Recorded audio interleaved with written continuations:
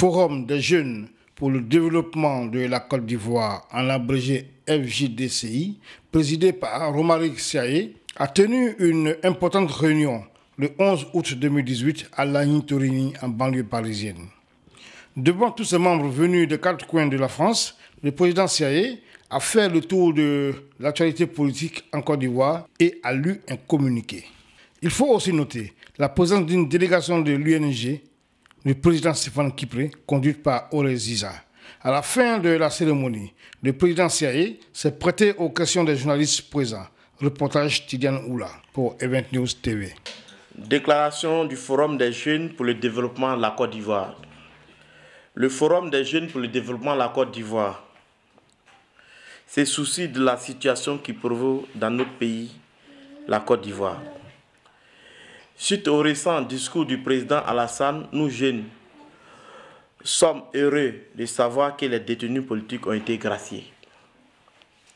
Cette nouvelle contribuera à la décryptation sociale et nous espérons qu'elle participera à l'application de la démocratie dans notre pays.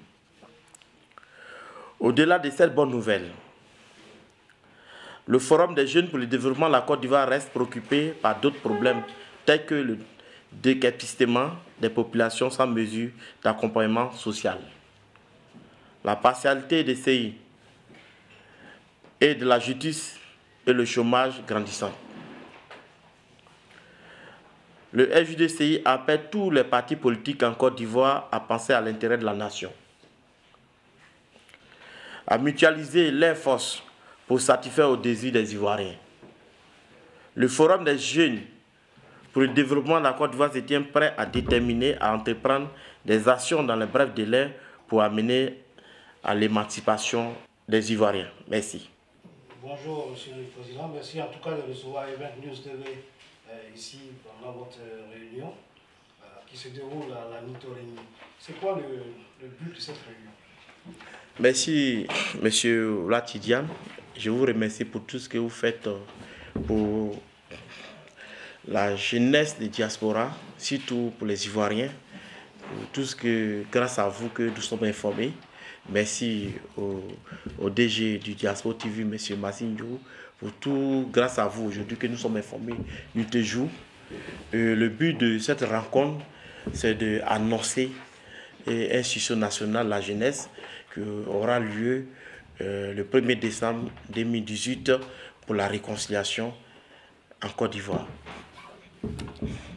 Président, il y a 8 mois à peu près, vous étiez à La Haye, vous avez croisé Jules Boudet et le président Laurent Gbagbo.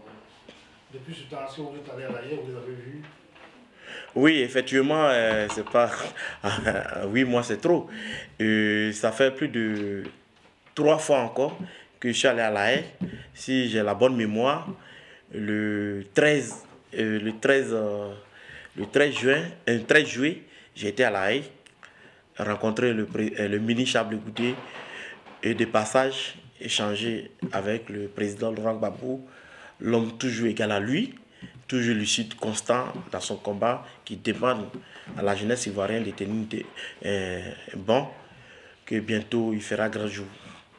Président, l'intitulé de votre association, c'est Forum des jeunes pour le développement de la Côte d'Ivoire. On semble faire plus de politique que de social. Je pense que c'est ce que les autres pensent, les Africains, les Ivoiriens pensent. Le Forum des jeunes pour le développement de la Côte d'Ivoire est une structure à caractère social et apolitique. Pour ceux qui pensent que aller voir Laurent Gbagbo à La Haye, que nous avons pris une position, c'est archi faux. Je pense que nous sommes allés à La Haye pour demander aux deux fils, pour apporter nos compassions, nos soutiens à ce défi, parce que sans eux, la réconciliation ne peut pas être totale en Côte d'Ivoire. Parce que cette réconciliation aujourd'hui, oui, c'est bien beau, le régime, dès la prise de pouvoir du président Ouattara, il avait annoncé, il avait enclenché le processus de réconciliation. Ce qui a fait que le Forum des jeunes pour le développement de la Côte d'Ivoire ne sont pas restés en marge. Étant au Ghana, je suis rentré en 2010 pour participer à ces réconciliations, en 2011 pour participer à ces réconciliations enclenchées par ces autorités. Mais vu qu'il y avait des arrestations arbitraires de certains partis politiques, c'est-à-dire un camp pro-Babo, bon, ça a fait que je me suis retiré de cette scène et je me suis réfugié ici en France. Mais ce n'est pas forcément le régime qui me poursuivait, mais il y avait des miliciens partout qui avaient des armes, étant un homme visible sur la scène politique, qui est connu, qui passait dans tous les médias et aussi sur la scène politique. Mais il était important pour protéger mon image, ma vie, ce qui fait que je suis aujourd'hui en Europe. Et je demande aujourd'hui, avec la libération de ces prisonniers, je salue d'abord... Justement, je vais vous emporter le pas en parlant de réconciliation, de paix. Aujourd'hui, depuis le 6 août, le président de la Côte d'Ivoire, M. Ouattara Alassane, a prononcé un discours à la nation où il y a eu 800 prisonniers de droit commun et politiques libérés. Vous, en tant qu'association, quel est votre sentiment sur ça? Étant un homme de l'opinion de la société civile, je pense que c'est salutaire. Ben, je veux demander au président M. Ouattara, rien n'est dans la vie. Le président, déjà, Ouattara, ce qu'on n'a pas fait aujourd'hui, on peut faire ça demain. Il a fait un grand pas. À nous d'avoir un discours apaisé. À nous d'avoir un comportement qui va à l'envers de la réconciliation. La paix, c'est un comportement. Et pas dans nos discours, dans les discours guerriers, tenir des propos grégaires, exécrables. Non. Mais aujourd'hui, nous avons nos parents que les têtes sont occupés à l'ouest. Nous avons nos frères qui sont encore détenus à la Maka et dans les autres villes de la Côte d'Ivoire. Donc nous demandons aux prisonniers déjà libérés de tenir un discours apaisé pour que nous partons à un forum de réconciliation. Et je demande au président Ouattara cette ordonnance de transformer ça à l'amnistie, à l'Assemblée nationale. Parce que c'est une ordonnance. On ne sait pas qu'est-ce qui est caché derrière l'ordonnance. Mais nous demandons que le président Ouattara transforme ça à l'amnistie. Et nous demandons au président Ouattara de pousser le bouton très loin, d'aller à La Haye. Aller rencontrer le président si sincèrement qu'il est. Ce n'est pas parce que l'Union européenne a fait une déclaration et qu'il était obligé de libérer. Mais je pense qu'il n'était pas obligé, c'est un homme d'État, mais qu'il n'aille loin, aller libérer. Et il a rencontré les deux filles qui sont à La Haye pour qu'on puisse parler de vraie réconciliation. Sans ces deux fils, je pense que ce qui a été fait en Côte d'Ivoire, c'est non-lieu. Maxime Léo de Diaspora TV. Alors, qu'est-ce qui fait courir le CCL depuis la Côte d'Ivoire? On le voit courir, ici en Europe encore il continue. Est-ce qu'il n'a pas des ambitions politiques cachées derrière ce forum? Aujourd'hui, si les membres de ce forum voudraient ériger ce forum en parti politique?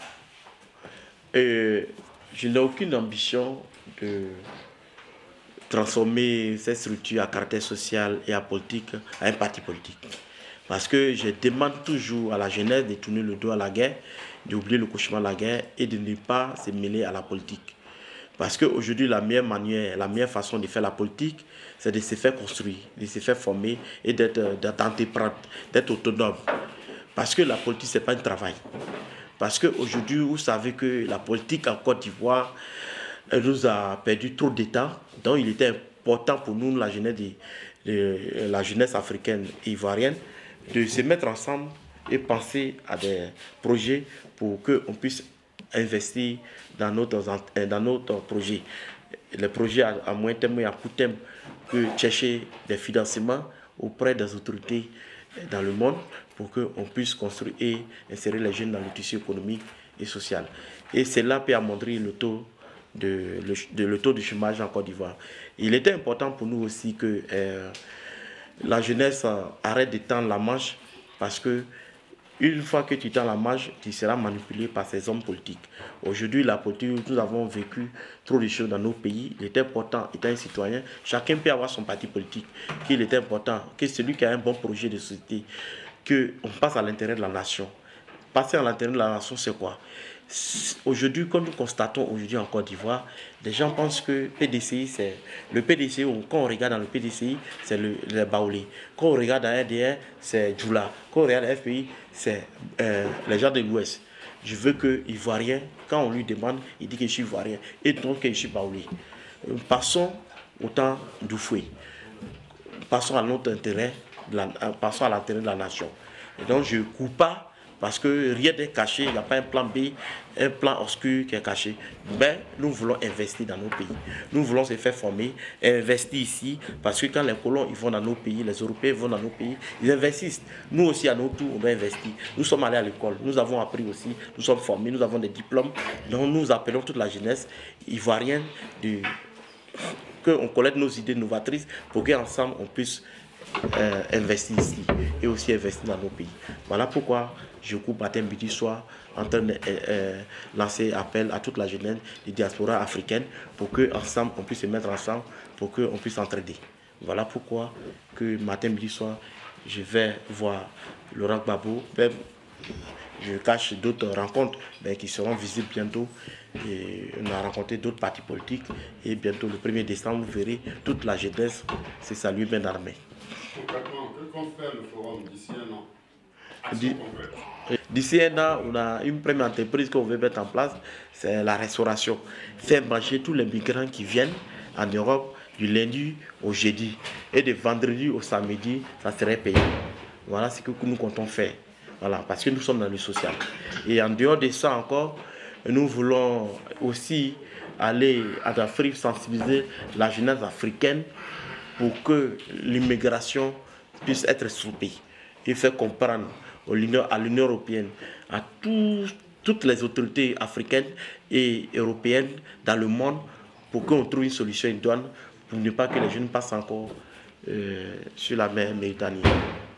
L'activité qui aura lieu le 1er décembre, c'est pour la réconciliation. L'activité du 1er décembre, nous appelons toute la jeunesse du diaspora, de tout bord politique, à la réconciliation, pour passer à l'intérêt de la nation. Il faut que nous nous mettons ensemble pour que nous parlons la même voix, pour que nous parlons à nos aînés, aux différents partis politiques, pour qu'il y ait une paix durable en Côte d'Ivoire.